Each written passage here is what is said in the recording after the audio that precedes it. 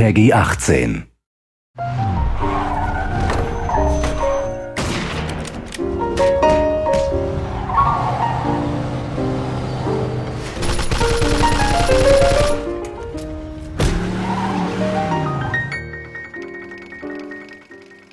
At its core, Mafia 2 is a third-person action crime game. It has all the exciting car chases, all the gunfights and all the melee combat that you'd expect from a game like this. Our target kind of experience was very much things like Goodfellas, Godfather, very kind of adult movies with very serious themes. And for that to happen, we needed the game world to be realistic. Shooting is one of the most important things in the game, and obviously, as we try to be realistic, our weapons are quite lethal. We really want it to feel like deadly combat. What we don't want is the player sort of rushing enemies and doing things like that, you know. You can only take 2 or 3 shots before you actually die. If someone shoots at you, the first instinct is to get behind some cover. It really feeds into that intense feeling that we really want from the gun combat experience. We spent a lot of time and effort on the cover system because the player will spend a lot of time using it. But you have to be careful because the cover can often be easily destroyed. So if you're hiding behind a fence and it starts to disintegrate, it's time to move elsewhere.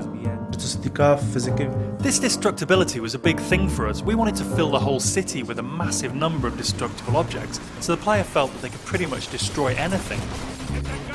The player can use a wide range of weapons, from pistols to submachine guns. Of course, we had to include the classic Tommy gun that everyone knows from the Mafia movies.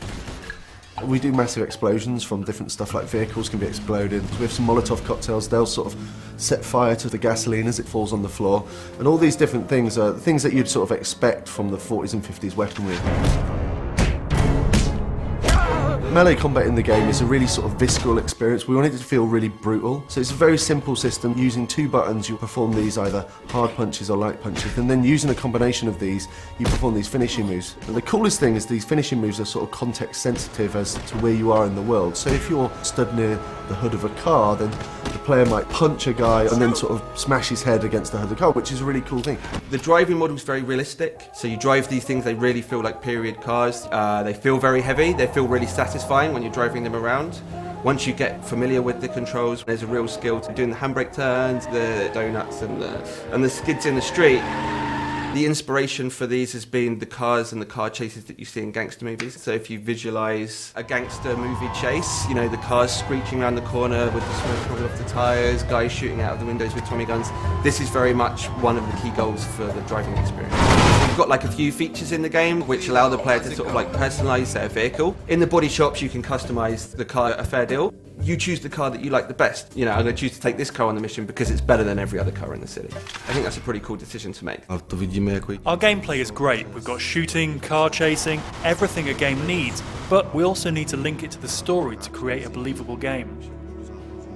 We needed to move away from some of the more arcadey conventions that you see in other open world games and focus more on a realistic experience for the player, so the player behaves like a Mafia gangster.